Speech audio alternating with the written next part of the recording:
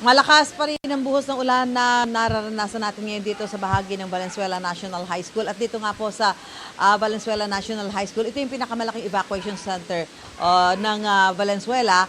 At sa ngayon ay nasa halos 800 individual ang lumikas dito. Karamihan sila po ay nakatira sa may mga gilid ng Tulyahan River at bunsod ng pagtaas ng tubig, kailangan nila magsilikas. Ito yung isa sa mga kwarto ho dito. Wala akong kuryente ngayon dito. Maliwaliwanag na. Andito yung isang kwarto na kung saan lumikas yung ilan natin mga kababayan dito sa Barangay Marola. Sir, pangalan niyo po? Mel, Mel. Ilan kayo nandito ngayon? siyam na pamilya, Magkakamag-anak po kayo? magana. Bakit po kayo lumikas dito? Mataas na yung baka kahapon eh. Mga second floor na, inapon yung second floor namin. Second floor, sa bahay niyo. Kayo ba'y nakatira doon sa may gilid ng Tulyahan River? Oh, So ilang individual po ito? 9 families. 9 families kayo. Basta may nakarating na ba sa inyo mga relief? Oh, meron naman po. Meron naman po. No. Ano oras kayo pumunta dito kahapon? Mga 12, 1 ganyan. No. Hapon. Hapon. Kahit pa mataas na tubig. Mataas na. So doon sa sitwasyon ngayon, ito, malakas pa buhos ng ulan. Sa tingin nyo, kailan kayo makakabalik sa bahay nyo?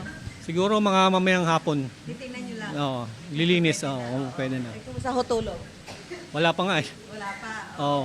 Wala pang tulog. So, yan o, 5 pamilya ho sila. Siyam. Na pamilya ho sila sa isang classroom nito dito sa Valenzuela National High School. Ito yung ibang mga alagang hayop po ng mga kababayan natin. Dala-dala ho nila. Mas mabuti naman yan, na kung kaya nyo dalhin yung mga alagang hayop, dalhin ho ninyo kung kayo ay lilikas.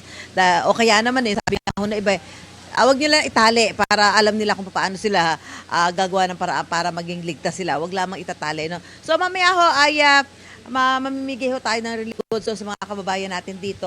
Nandito na ho at naghahanda na ang GMA Kapuso Foundation para ipamahagi sa mga kababayan natin na nagsilikas nga dito sa Valenzuela National High School. So, siyempre, tinitingnan pa ho nila yung sitwasyon kung makakabalik na ba sila sa kanilang mga tahanan within the day. No? Bagamat sinasabi ho ng Pag-asa na ang mga pag-ulan na ito ay mararanasan pa natin hanggang sa darating na weekend. So malalaman ho natin ang sitwasyon. Pero yun nga ho, kahit paano ay maayos-ayos naman yung lagay ng ating mga kababayan dito. Wala lamang silang supply ng kuryente, pero dumarating naman ho supply ng mga relief goods para sa kanilang mga pangangailangan. So mamaya, doon ho tayo pupunta sa area kung saan ihanda natin yung para sa mga relief goods na ipamamahagi ng GMA Kapuso Foundation. Mula po rito sa Valenzuela National High School, back to studio po muna tayo.